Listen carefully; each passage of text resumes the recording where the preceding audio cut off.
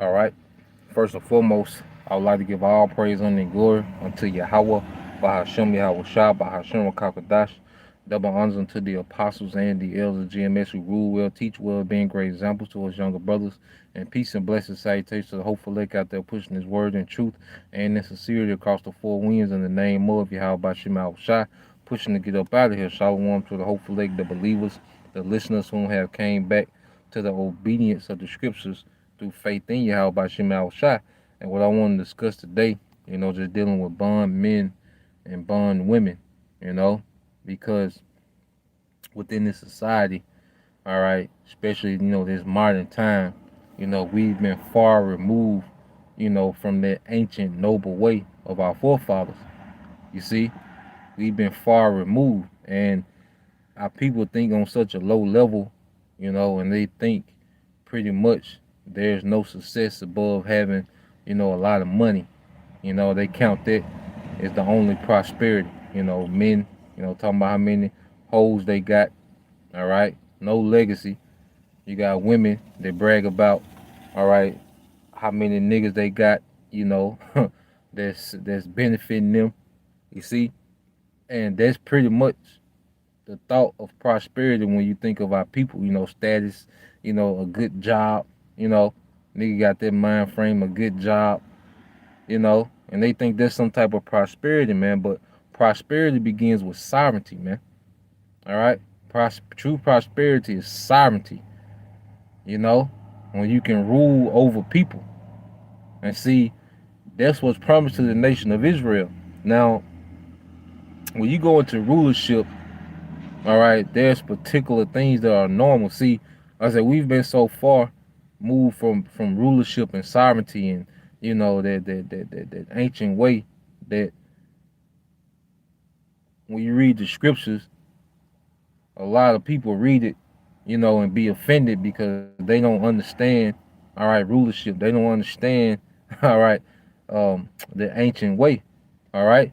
Now, when you go, let's just start off here in Jeremiah. Let's get that in Jeremiah. Um,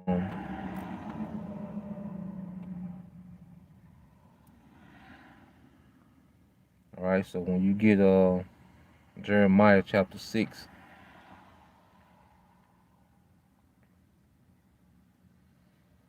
get Jeremiah chapter 6, all right, verse 16, and it says, "Thus said the Lord Yahweh Bashem Shai, stand ye in the ways and see and ask for the old paths." And see, we're going back to the old paths. First, you start with a standard.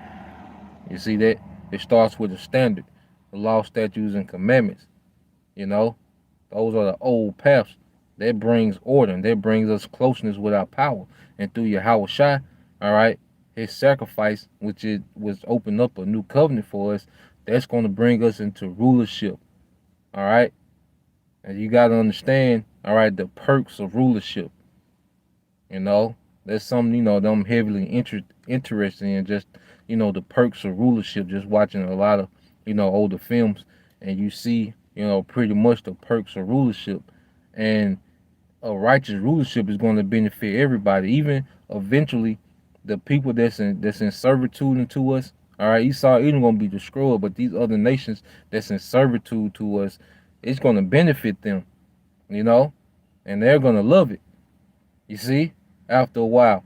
That's why the scripture talk about them coming, all right, to Jerusalem, to Mount Zion, and learning of thy ways, man, because they're going to see the benefits of a righteous rulership. But these other nations will be, all right, forever in servitude, all right? And it's not going to be a rigorous, captivity eternally. You see, but for that 1,000 years it is, because a standard and a statement, has to be made in the earth. You see? But when you go into it, I don't want to go into it. Let me finish this.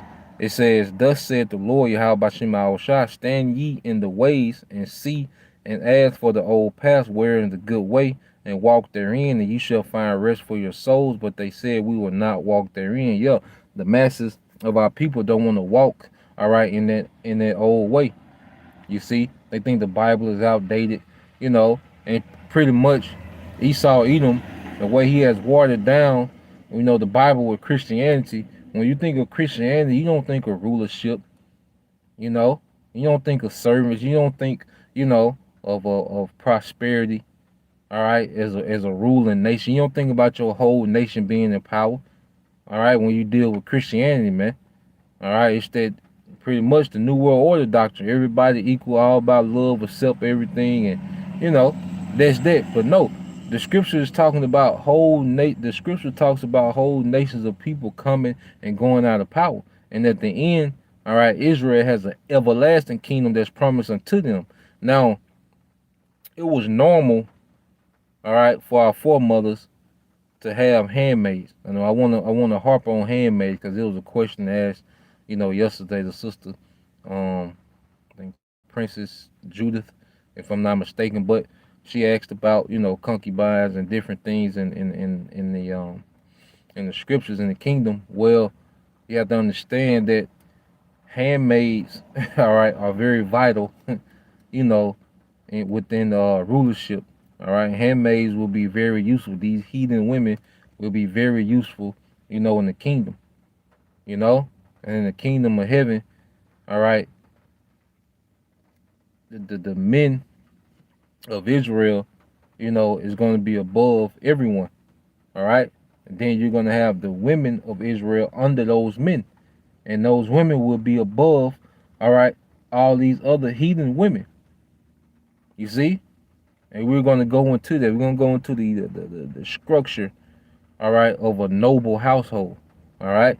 Now, let's get Genesis 29. I want to say 29. All right. This is Genesis 29 and 29. All right. And it says, and Laban, all right. Now, this is Genesis 29:28. It says, and Jacob did so and fulfilled um, her week, and he gave him Rachel his daughter to wife also. And Laban gave to Rachel his daughter Bilhah his handmaid to be her maid. You see? So his father, Rachel's father gave her Bilhah, which was a handmaid, of Rachel. You see? Well, she was a handmaid of Rachel's father, but she came with Rachel. All right, when Isaac went to go get Rebecca, she had a nurse with him. See, what you have to understand, like with Abraham's family, they had substance. You see, because you were married according to your class. You know, so it was nothing for an Israelite woman to have a handmaid. Especially if she came from a family of substance. All right, and that would be like a middle class family. You will have, handmaids. You know, how much more nobility? How much more? All right, why do you think Solomon was able to have all those women? All right, because he had abundance of resources. You know, so how much more in the kingdom? But just sticking to this point, that was a common thing. Now, when you go into the word handmaid, all right, you go into the word handmaid.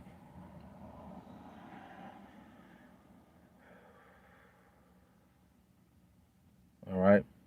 Now it says a maid servant, a slave girl. It says a maid servant as belonging to a mistress.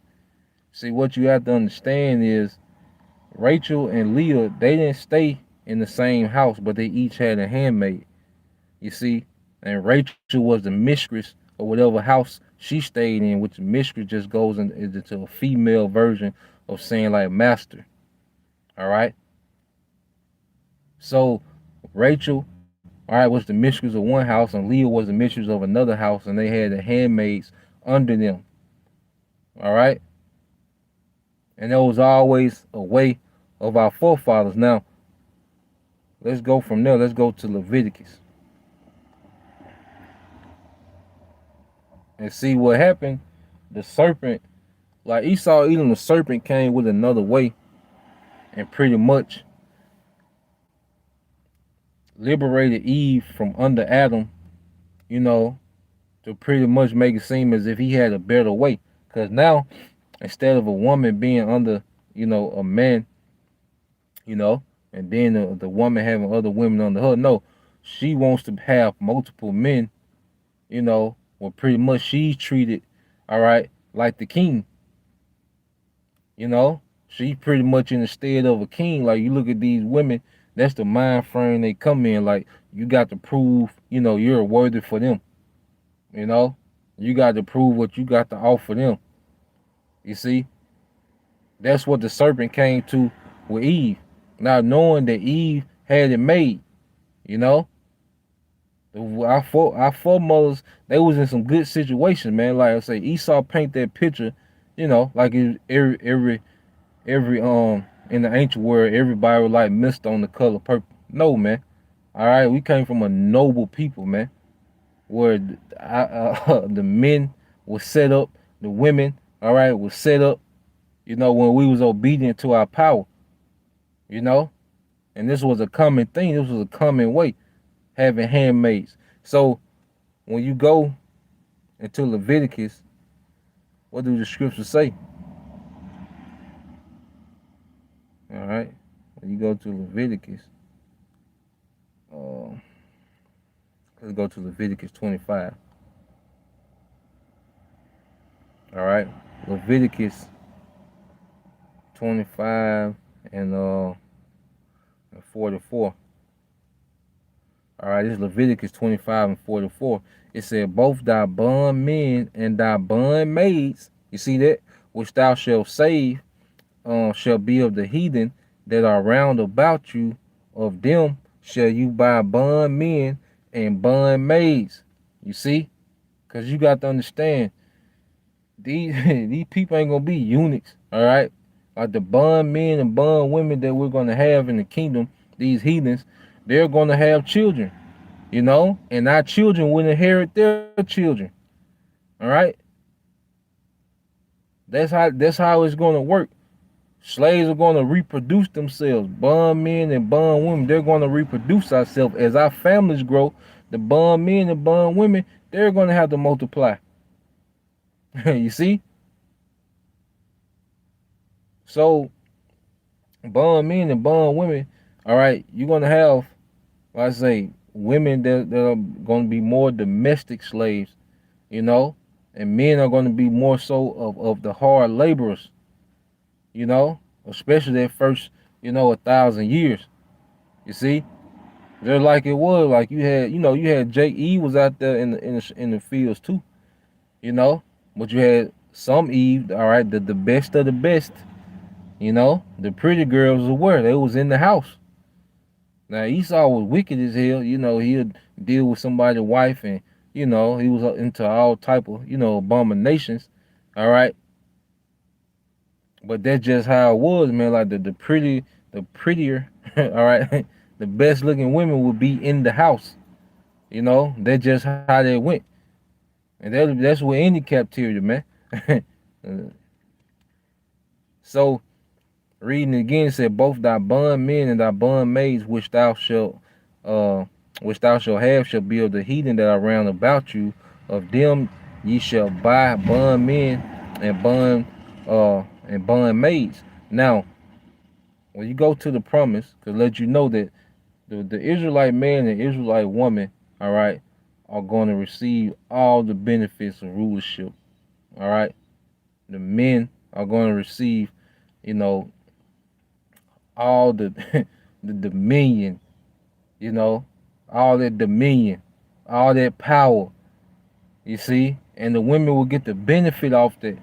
All right, but the men and women of Israel, all right, will enjoy all the benefits of rulership. It's gonna be far beyond anything that you have set up now. All right, you got a phone full of niggas you can call. You can, all right, get this from that nigga, that from that nigga, but then your body wore out. Then you got, multiple baby daddies, and then you got all the different sperm in you, so you bug the hell out. All these spirits on you, but you can go on a cruise every year. You go, on a trip, you go to Miami, go, on a trip somewhere every year. and that's living. No, that's horrible. All right, a shit show, and that's why you see the outcome. All right, now we're seeing the aftermath. All right, of the philosophy of the serpent with Eve. No, man, we have a much more noble and you know, high-born way of living, man. It's way beyond that, man. You know. Now, uh, let's get what I was gonna get. Oh yeah, let's get the blessing of Jacob. All right. Now, when you go to the blessing of Jacob, what does it say? This is Genesis 27 and all right, this is Genesis 27 and 28. And it says, therefore the Most High give thee of the dew of heaven and the fatness of the earth and plenty of corn and wine. All right. So remember that corn and wine. All right. Because the fatness of the earth, which is the most plush parts to live in, you know. And we ain't seen houses yet. The best mansion you can think of on this side compared to a palace in the kingdom. You know, the best vacation you can think about ain't gonna compare to 10 seconds in the kingdom, man. You see? The fatness of the earth, the dew of heaven, which is the whole earth, and it says, and plenty of corn and wine, which is plenty substance. You're gonna have plenty substance, man. All right. And it says, let people serve thee and nations bow down to thee. Be Lord over thy brethren and thy mother's son bow down to thee. Cursed be everyone that curseth, and blessed be he that blesseth thee. This is all going to rulership. All right. Let people serve thee. All right. We're going to be served by people. We're going to, when you go into it, people's life are going to be dedicated, all right, to serving the nation of Israel. You see? And you will never get this on this side, man. All right? Not in this fullness, not, in this totality, man. You know? Then the wickedness you gotta go to the rise up in the ranks of Esau, Edom. Now you go into the word serve in the Hebrew it's abad. All right, it says to work, to save, to labor, to work. All right, to work for another, to serve another by labor. You see that? Everything is going to be served. We're gonna have servants for everything, man. You see? Remember, plenty of corn and wine. So you gotta think everything that you enjoy, everything that you like, it comes from the earth. All right. Do you like dresses, beautiful dresses? Well, that comes from the earth. Silk, all right, comes from the silkworm. Linen is it grows. Cotton it grows. You see, so the best clothing, all right, comes from the earth, and we're gonna have plenty of it.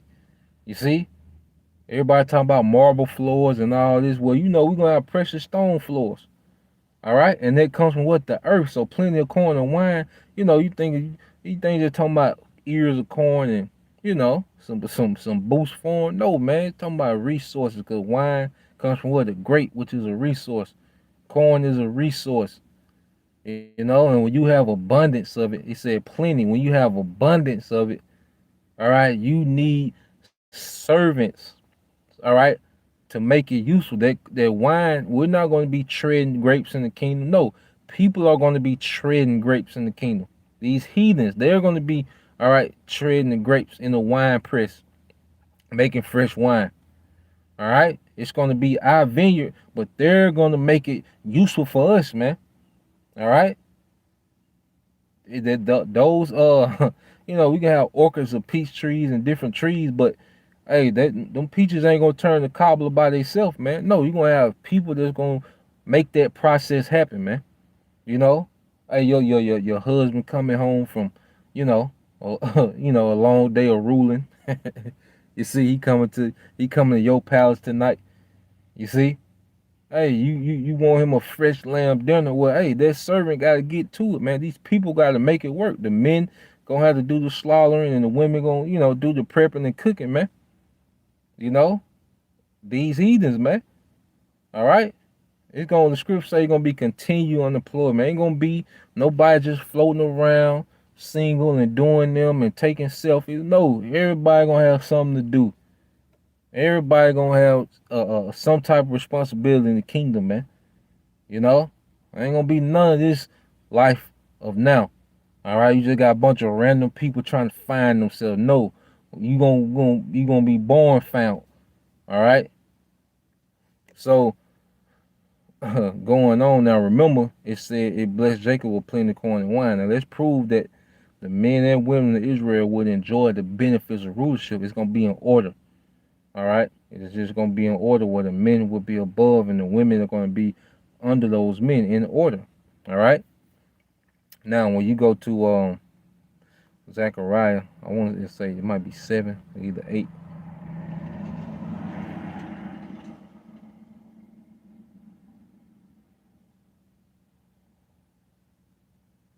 It might be 8 or 9. Let me see. Zechariah 8.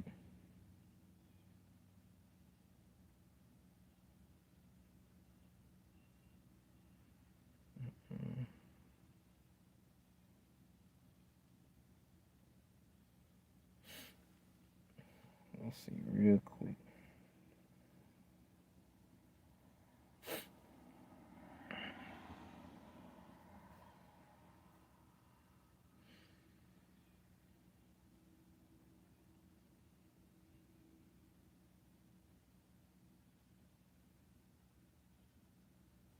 All right, yep, this is Zechariah 9 and 17.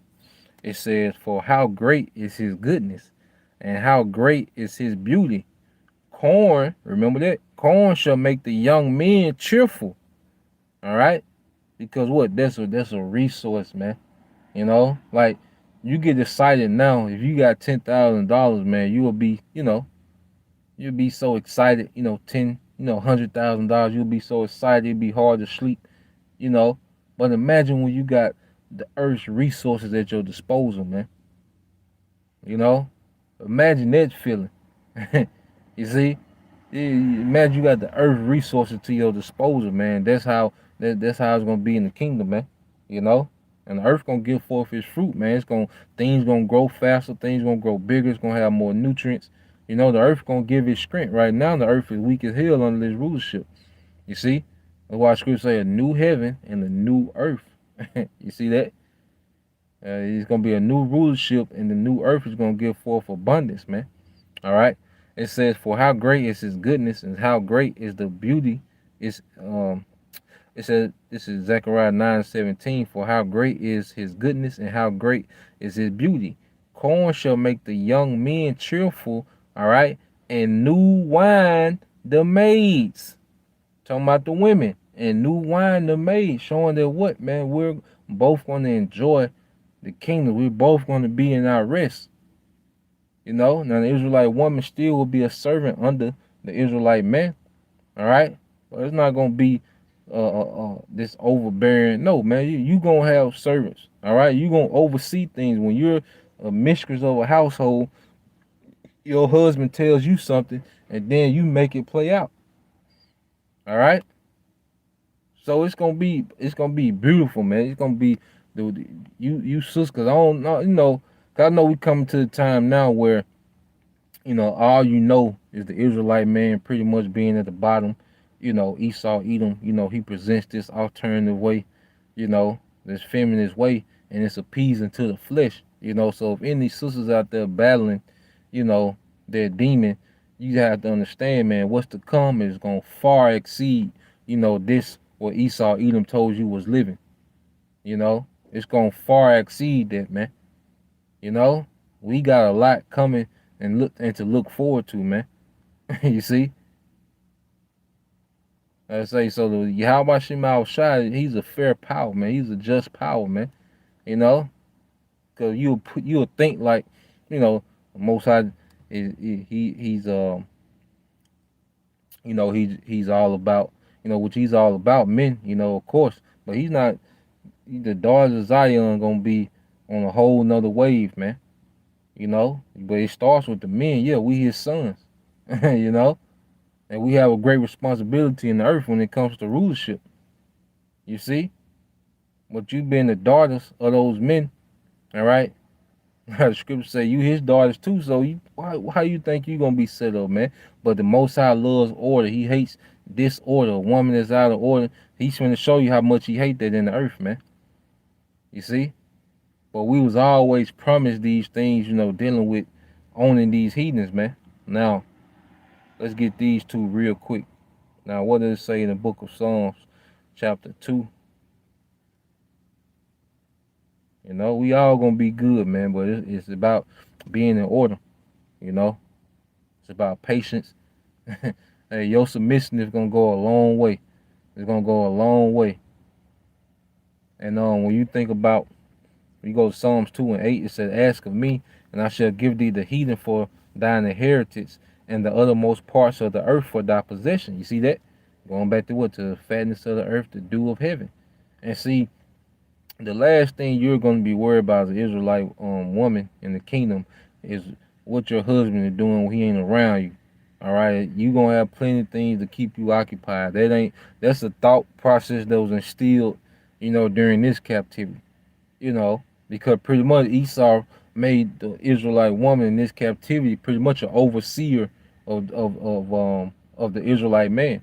That's why she was so big about checking the phone and trying to keep up where you been, and when you gone, she called 5, 10, 15, 20 times. That's like a damn overseer, man. And that's the position that they was given in this kingdom, man. So you can't have that mindset worried about what the Israelite man like. You really doing too much if you thinking like that. If you trying to figure out, ways they gonna be a mess with the heathen, you doing too much. All right, that shit irksome already just thinking about it. Like, what the hell you doing?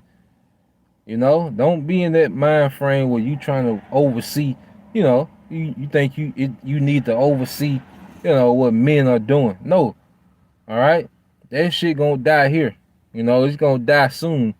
you know, that mind frame like you gotta oversee the affairs of the man. No, that's done. That's gonna die here, man. You know. Um, but going back into it, it says, "Ask of me, and I shall give thee the heathen for an inheritance." See, we're going to inherit these heathens. That's part of our inheritance is these heathens, is people. There's no better human resource. There's no better resource than people. All right, which is human resources, man. And it says, "And the uttermost parts of the earth for thy possession," man. You see? So this is what we're coming into. All right.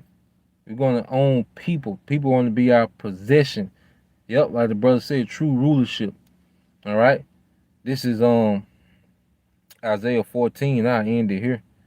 This is Isaiah 14 and 1 said, "For the Lord Yahweh Bashim Shah will have mercy on Jacob and will yet choose Israel and set them in their own land, and the strangers, Israelite foreigners, shall be joined with them, and they shall cleave to the house of Jacob.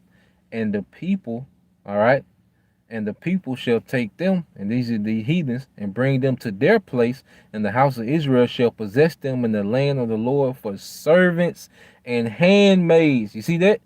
"And they shall take them captives who captives they were, and they shall rule over their oppressors." You see? Because you got to think like, the men, we're going to have cupbearers. You women, you're going to have cupbearers. You know? Y'all gonna get y'all hair back. It probably take 3, 4, heathen women to braid y'all hair, man. To do y'all hair, to brush y'all hair, man. It's gonna be far out, man. It's gonna be far out, you know. Come on, man. This ain't it. All right, the serpent lied. That nigga lied, man. It looked as sweet at first. It was cute, You were doing you, but hey, we see the end result. All right, it's done. They destroyed a whole generation of women. Damn near destroyed, man. It's only a few little remnant. All right, a piece of a half, like uh, Craig said, a half of a piece. Of a generation of women that's left in America, man. Cause this that ain't gonna fly. All right. So I just want to put that out there. Lord, will you brothers and you few sisters edified. Until next time I say shalom. Kwam Yashala, Abba Babal, DTA soon.